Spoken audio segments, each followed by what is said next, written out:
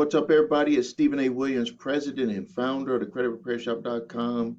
And let me tell you, it has been very, very, very busy. And if you're watching this video today, this is the day before my birthday. My birthday is August 29th. And I want everybody to give me likes. At least, you don't no presents, you can just give me likes. Just give me a whole bunch of likes right now. Like. Anyone watching this video, even if it's after my birthday, give me likes because you know I'm going to come through for you. In today's video, I'm going to answer questions. Questions from YouTube viewers, YouTube subscribers, and I'm going to help you with your credit and debt problems. It is, you know, it's credit and debt, having good credit and getting out of debt is so important right now. I know I've probably said it in the past, but every day I see people suffering from having too much debt and people suffering from having bad credit. I was reading an article in the New York Times. You can look this one up. They were talking about and this article was long. Like, it was, if they had it in the paper, it would probably be like 5 pages. They were talking about people suffering from debt, suffering from credit. And they were saying that if you have bad credit, you are actually locked out of a lot of things in life. Having low payments on your car, having options to rent in better neighborhoods, having the ability to buy a home, to build wealth for yourself and your family, being able to put your children in better schools, being able to get your child into school. Because I've told this story before. When my youngest daughter went to performing arts school, and we needed to get her situated in an apartment or like a condo complex, so she could be in a protected, gated type situation, because she was very young, first time away from home. And I said I would just pay, for a year in advance. So, because they want you to put a security deposit and make sure everything is good. And I said, don't worry about that. We'll just pay the year in the security deposit. They said, we don't care about the money. We want to get paid, but we want to check your credit. And I'm thankful that I had excellent credit. I have excellent credit, because they would not let my daughter live there if I did not have excellent credit. They didn't care about putting the money up. So cash is king, but also credit is king or queen right next to it. And the other places that she would have had to stay at, it just was not of the standard that we wanted our daughter to stay at. So even and also look at what rental car companies are doing. They are more and more starting to say that you have to have a major credit card to be able to rent a car, because they've had problems with people with debit cards. And then if you have a debit card, yeah, there's companies that'll let you do it, but you're going to pay more. So it's like, if you have bad credit, you're going to be paying more for the same things that people with good credit pay less for. Now let's talk about debt. Every one of us has been through or is experiencing debt problems currently. And when I went through it, the first thing that you got to do is you got to make a decision to get out of debt. You got to make that decision, because if you don't make that decision, you're going to keep spending money. If you don't make that decision, you're going to continue the bad habits that you're doing. Take full responsibility, and then you start to work your way out of it. Now, there's going to be a few ways that you can work your way out of debt. One way is if you want to save your credit, which I suggest that's the way you should do it. I was not able to do it that way when I went through it in the 90s. If I was probably had the knowledge that I have now, I would have been able to, because I would have just sold things instead of giving stuff back, and I would have paid off stuff instead of just letting it charge off and then doing settlements. But that experience that I went through, because that was like the bottom level, like the worst situation.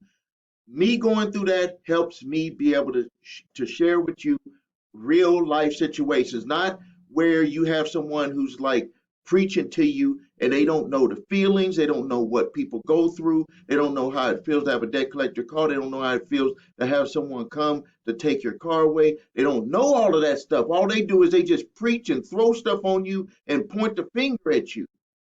No, I went through it. So I went through it so I can help people like you go through it and tell you the worst things that can happen and how you can work your way through it, and how, and also more importantly, that this is what you're going through right now is just a moment in time. It's a moment in time, and things are going to get better if you start getting yourself pointed in the right direction. So you can look up my videos on how I suggest that you get out of debt. And there's three ways that you can utilize to get out of debt. One way is to not destroy your credit. The other way is where you will destroy your credit. And the third option is a combination of the second way, where your credit gets destroyed, but it would if you are dealing with debt collectors rather than the original creditors. Okay, so let's go through some of the questions here. I'm not even going to get into these people who talk about the 1099A. We went through that. Again, give me proof, solid proof. Every 1099A that I've seen, and it's not even a 1099A, it's where the debt was forgiven in a 1099C. When we're talking about with a mortgage or something like that, it was because there was a major technicality with something with the case, major technicality that the creditor or whoever owned the debt was like, hey, this is just something, we made a mistake and we're not going to be able to overcome this because uh, we don't have either the documents or it was just a serious mistake. I've seen it happen that way, but I have not to this date seen where someone has documentation from a mortgage company or even an automobile. They went in there, they got the loan, signed for it, everything, came out, and then they submitted a 1099A to have some secret bank account pay the money. Now, I do believe that there is a circular system that our name can make credits, but I believe it's a circular system. It's not a system where you just go and dip in there and then pay for stuff. Because then our system, you talking about fiat currency, that would be fiat, where you could just go and get unlimited money from somewhere to pay for stuff, and then there's no way for that stuff to be paid back. That would be the ultimate fiat type of currency. A system is something where credit could be created, circulated, you get things. A lot of people, for some reason, think they'll say stuff like, you don't get nothing for your money. Even for fiat currency, which is, that's just the buzzword for everything right now when it comes to our dollars, people get stuff. And to this day, I have not seen anyone not pick up even a dollar that was on the ground. As a matter of fact, I was in uh, what is that store? IKEA this weekend. We were buying some stuff, and this lady kept inching up behind me, and my wife was like, telling the lady, "Hey, can you bag up? Like you're gonna be all up on my husband."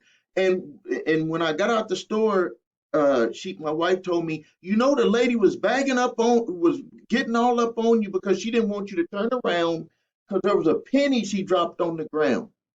So this lady was all up on my back in a way, so I wouldn't turn around and pick up a penny that I didn't even know had fell from her hand. And her own kids, my wife said that her own kids was like, we're gonna go over to the other register, forget the penny. But this lady was she couldn't been down where I was at because I was checking, doing that self checkout. But my wife was like telling the lady, you need to back up. And she just couldn't bend over right. I guess the penny was like right by my foot or something. I don't know. So people will bend over for pennies. People will bend over for quarters. People will bend over for dimes, and people will definitely bend over to pick up dollars off the ground. So now let's get into answering the questions. Can a debt collector send you an email over a 20-year-old credit card debt purchase? They can send you, they can buy debt at any time. They can send out emails, they can send out letters, they can do all of that stuff. But do you have to pay that debt that's 20 years old?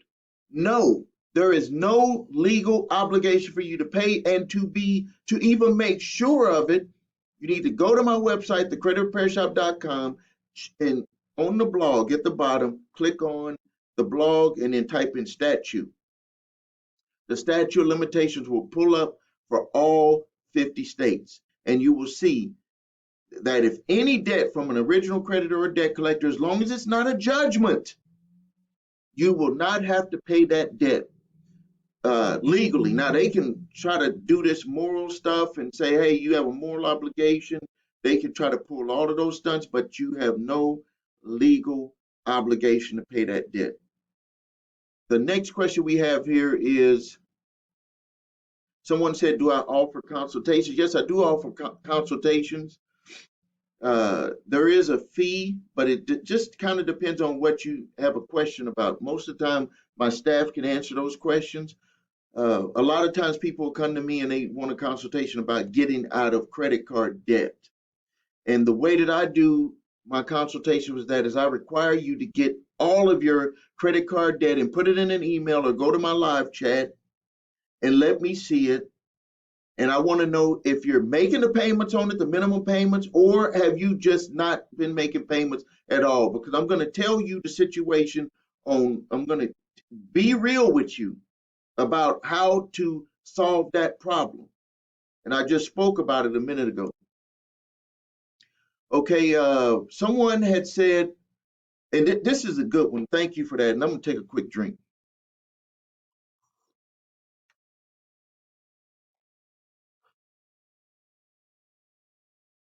Someone had stated, and it was from a short that I made about you can know all the credit repair stuff, you can know all the consumer laws, you can know all of the type of stuff where you saw ebooks and read stuff or watch YouTube videos from people. But there is something, this is what makes my company different, is that you got to get in the game. And most people have not actually been in the game. And if you haven't been in the game, it's going to make it confusing for you, and it's going to make it confusing for the company or the debt collection service, whoever it is that's getting your information, or even the judge that is reviewing the documents that you're responding to in a court summons. Because there is an art to saying things a certain way. There's an art to writing things a certain way so it can be understood. We all know that with contracts and with the way that the laws are written, that sometimes certain words that you use can be interpreted a certain way. And so you can look at how, let's just say, for instance, how a debt collector approaches you about a debt and the wording that they're using in that debt, about that debt. And then they're taking you to court about that debt and the documents that they utilize to sue you for that debt. You cannot just respond to them and say, I don't admit. Well, you can. There's people that tell people to do it. I don't admit, not enough information to admit or deny, all of that stuff. But you have to have an affirmative defense against them, because if you don't, just saying don't admit, or you're quoting some type of law, which is, there's nothing wrong with that, but I guarantee you that there's going to be a way that they're going to quote another law or another lawsuit or another rule or whatever that's going to counteract what you put. But one thing that they can't counteract is that if they submit their documents a certain way, and it doesn't matter if it's from just the debt collection letter that they submitted to you, or if it's from a court summons that they submitted to you, is that if you respond to it the right way, where it makes them think because of the way you say it, the wording that you use. And it's not about the laws per se, it's about the way that you word it to let them know this is going to be something hard for us to overcome. That's just the way, like, there's ways that you can get stuff across to people and say that this, you are not providing the documents to prove your case. You're not providing the documents to prove that you can come after me for this debt. Yes, you've met a certain standard, but you're not providing all the documentation. And the way that this is done is by the way that you use your words in your response. Using those words in the response the right way can stop a debt collector from coming after you early. It can stop a debt collection lawsuit from continuing against you. But you have to know the words. And the way that we've learned it is that you actually have to get in the game. Because if you're not in the game, you don't know how these companies will come back at you. We just got an email this morning, debt collector. Now, this is something that you probably won't even see, but I'm going to waken your awareness about this. Is that when most people don't even know that when a debt collector is suing you, when a debt collector is suing you, that there is one option that they will utilize right before they're going to dismiss the case some of the times. So in most situations, debt collector sues, debt collector dismisses. If you respond the right way, they just decide, hey, we're not going to move forward on this. But in some cases, debt collectors who hire companies that are, I would say, they're more seasoned in the debt collection game and they don't quit easily, they will make you fill out more documents to try to trap you. And from us being in the game and understanding what they're trying to get you to do in those documents, I'll tell you one thing, and this is the request for admissions and interrogatories. When they submit those documents to you, I'm going to tell you the number one thing to keep in mind when you're dealing with a third party debt collector and you're looking at those documents on how to answer them. And this is something that I've learned by being in the game, is that on those documents, they will seem like a trap. If you've ever received them, it's like a trap. It's like, man, if I answer this stuff, I might as well just take my checkbook or take the cash right in there because they're going to win. But you will not lose, because there's one thing that every state offers you, is that you do not have to answer questions if it does not deal specifically between you and the debt collector. So let's think about this. When the debt collector's suing you, they're suing you about a debt that they purchased from the original creditor. But if you notice in those documents, they're asking about information between you and the original creditor. See, this is that little trick. This is that how they slip it and try to change things without letting you know that they've changed things. In those documents, if you pay attention to them, they're asking you to admit to things that you did with the original creditor. If the lawsuit is not from the original creditor and it's between you and the third party debt collector who assumes all the responsibility for the debt, you do not have to answer any question that is between you and that other party, the original creditor. A lot of people don't even know that. So keep that in mind. And this is something that when we've shared this information with our clients and those documents were prepared, some of the major ones that are on my website, 28,000, 30,000, 15, 20, 25,000, those were dismissed because it has nothing to do with you and the third party if they're asking questions between you and the original creditor. So keep that in mind. Keep that in mind. Someone here stated that they got a default judgment and they never received the paperwork or the summons. How can they show up for court if they didn't get it? You need to look in your area to see if you were to show if you were properly served. Look in your area to see if so. In some areas, they all they have to do is show proof of service. But even if they have proof of service, proof of attempted service, they'll put it in the newspaper. That's how they can attempt it. First, they try to get it to your address. They don't get it. Then they'll put it in the newspaper. That's what's required in most areas. But even if they got that, they proved all of that, and you can request to have it reopened, but you have to go through the process to do that. You have to go there and say, what is the process for me to set aside this judgment uh, so I can defend myself? And you have that right, but you got to have the reasons behind why you didn't show up. And then you would say because you were not properly served, you weren't notified. I would say 99.999% of the courts will reopen it. Uh, if that happened, they will reopen it. So you'll be able to get that reopened. Contact my office if you need help on that. We are experienced with doing that also. Go to my website, thecreditrepairshop.com, and click on live chat and then put your name, phone number, and we'll contact you. Some people, let's see here.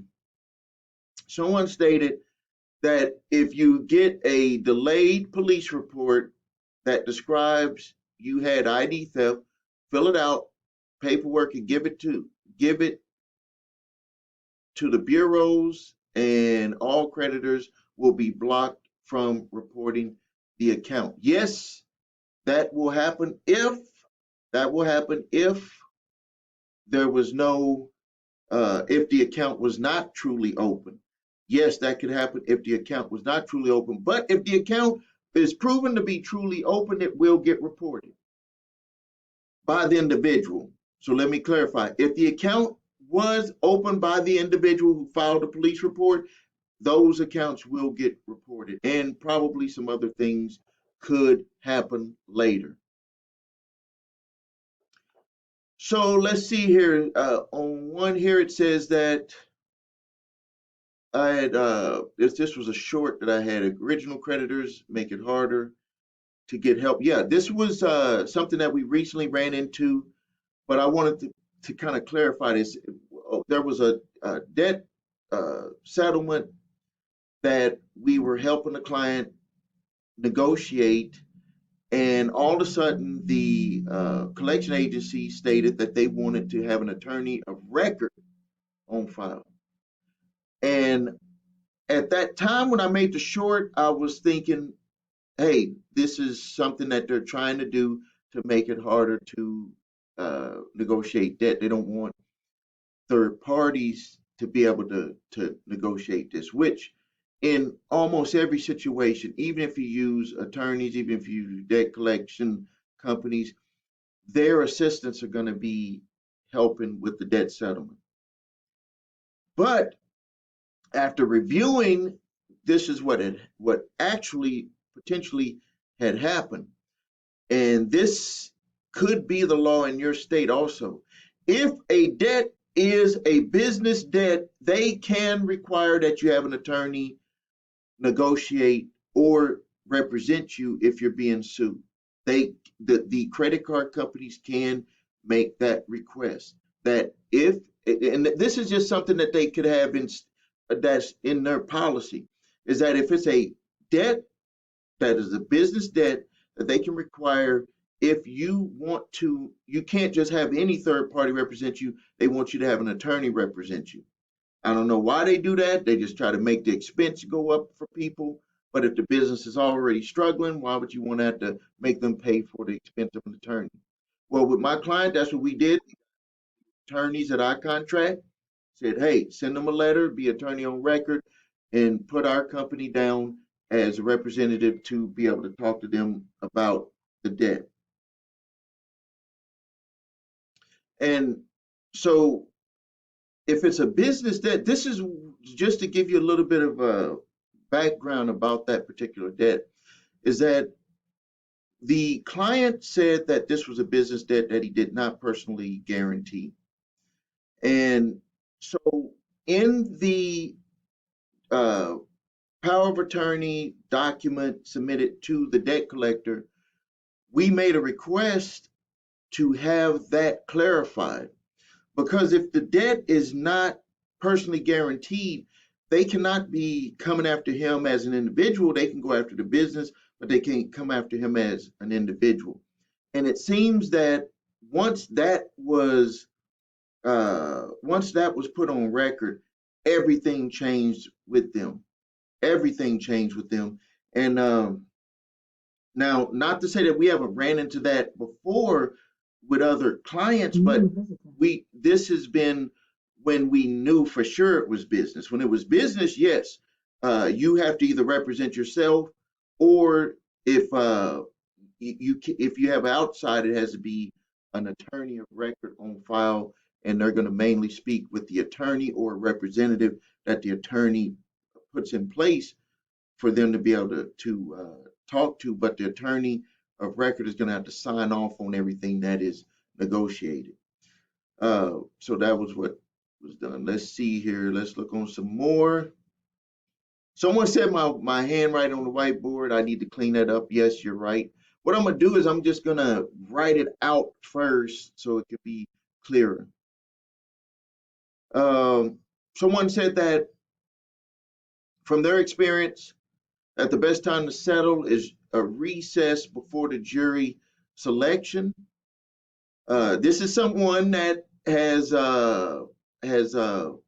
probably has some experience in this. There's a few times that you can push to settle. Yes, you could do it if you've asked for a jury trial, you can ask for it, but also you can ask for it if you don't have a jury trial and you're at, let's just say that you're at the hearing before it would be moved up to that, or you're at a hearing and the judge is going to make a decision on a judgment. You can listen to how things are going, and if it doesn't look like it's going your way, you can ask for some time before the judge makes the decision to discuss it with the debt collector or the original creditor to try to propose a settlement. You always had that option. You always had that option. Someone asked, how do you know who the original creditor is? So if you get a letter from a debt collector, it's going to have the original creditor on there. It's going to have their file number for the debt collection company, but it's also going to state where that debt originated from. If they don't have that on there, they're actually violating the Fair Debt Collection Practices Act by the letter that they're sending to you. So they always have to tell you how where that debt originated from. Now, if you're being sued by a debt collector, it's going to say it in the court summons. It'll say, it was an account, last four digits. It'll say from such and such company, and that they have assumed all rights and responsibilities. So it will be in that section there. It will be in your court summons. Says here, debt collection, lawsuit, dirty tricks. Can this work if it's a third party lawyer representing the creditor? Yes. This video here was, I think this video here, I should have looked at it. Let me look at it for a second.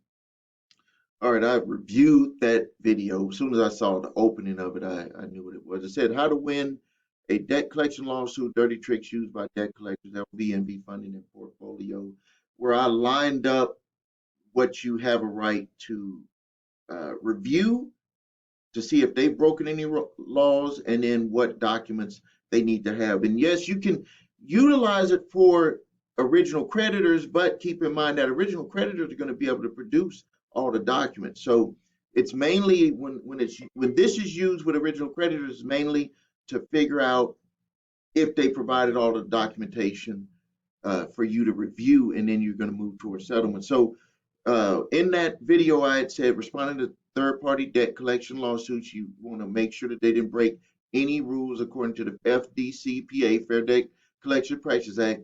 You want to make sure that they followed the assignment debt rules. You want to make sure that they had a proof of purchase, proof of contract, privacy notice to get your private information, the balances, the payments, the interest rates, disclosures, everything about the account.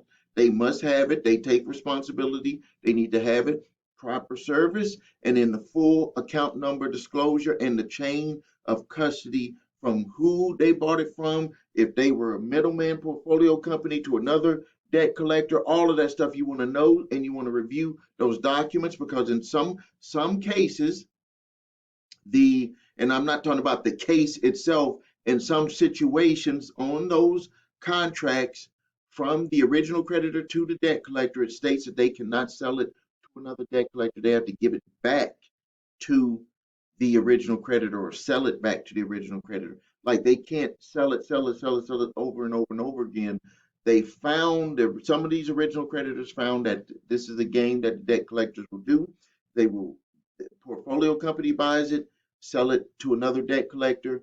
They're utilizing saying that that debt was like they sold it to them and they got some sort of write off for the discount they gave to them, sell it again, discount, or that debt collection company violated, broke rules, did all types of stuff wrong, and then it somehow gets wiped back over to the original creditor where they're saying, hey, you sold them this debt and they didn't have all the paperwork, or they didn't do this right, and even though you sold it to them, we still want to hold you responsible. So that's you need to check those documents all the time. All right, I'm going to end the video here. Thank you for your time. If you need help with your credit, please visit us at thecreditrepairshop.com. Watch the video, what makes us different, so you can see my 8-point validation process, my two-phase settlement process. If you need your credit reports and scores, go to the website your3scores.com. That's YOUR, the number 3 scores.com. Grab your TransUnion, Equifax, Experian credit reports and all 3 scores. And if you do that, we will give you a free review and tell you everything that you need to do to be able to repair your credit and increase your scores. Without signing up for the company, we'll tell you that.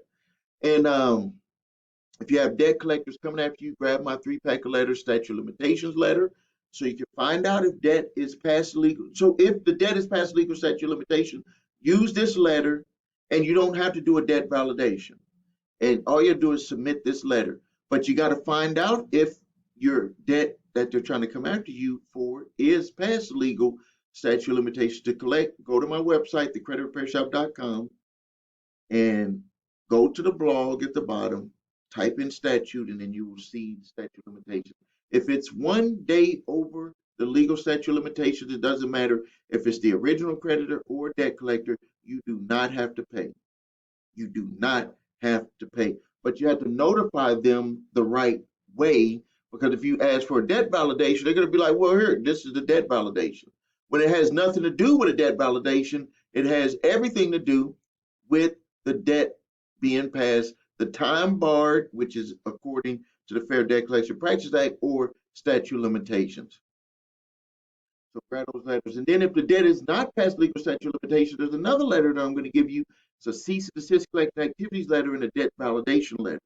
This can usually stop debt collectors because it's going to ask some questions on there that they're not, that they don't believe that you would have ever asked them, and it can stop some debt collections.